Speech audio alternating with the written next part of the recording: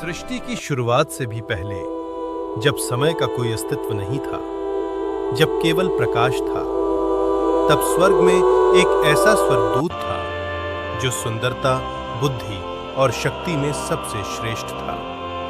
उसका नाम था लूसीफर। वह संगीत का स्वामी था। उसकी आवाज में ऐसी मधुरता थी कि स्वर्ग की हवाएं भी रुक जाती थीं। वह परमेश्वर के सिंहासन के सबसे निकट खड़ा रहता था। परमेश्वर ने उसे महिमा दी, सम्मान दिया और एक उच्च स्थान दिया।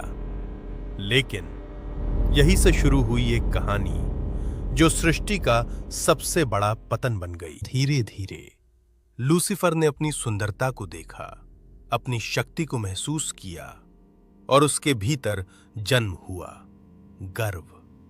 उसने सोचना शुरू किया, मैं इतना महान हूं तो फिर मैं परमेश्वर के अधीन क्यों रहूं? उसका हृदय बदलने लगा। विनम्रता की जगह अहंकार ने ले ली और एक दिन उसने अपने मन में कहा, मैं स्वर्ग के ऊपर चढ़ूंगा, मैं परमेश्वर के समान बनूंगा। लूसीफर अब केवल एक स्वर्गदूत नहीं रहा, वो बन गया विद्रोही। उसने अन्य स्वर्गदूतों को अपने साथ जोड़ना शुरू किया। उसने उन्हें समझाया, हम क्यों सेवा करें, हम क्यों ना राज करें। धीरे धीरे स्वर्ग के 1/3 स्वर्गदूत उसके साथ हो गए। स्वर्ग में पहली बार विद्रोह हुआ। फिर आया वो क्षण जब स्वर्ग में युद्ध छिड़ गया। एक ओर थे परमेश्वर के वफादार स्वर्गदूत, दूसरी ओर लूसीफर और उसके अनुयायी। स्वर्ग कांप उठा।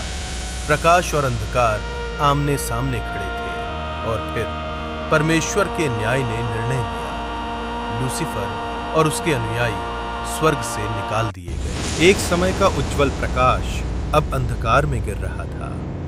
लूसीफर स्वर्ग से पृथ्वी की ओर गिरा।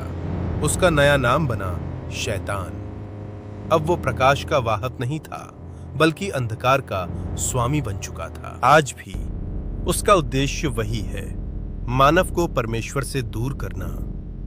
गर्व, लालच, पाप, ये उसके हथियार हैं। लेकिन ये कहानी केवल उसके पतन की नहीं है, ये एक चेतावनी है, क्योंकि गर्व हमेशा पतन से पहले आता है।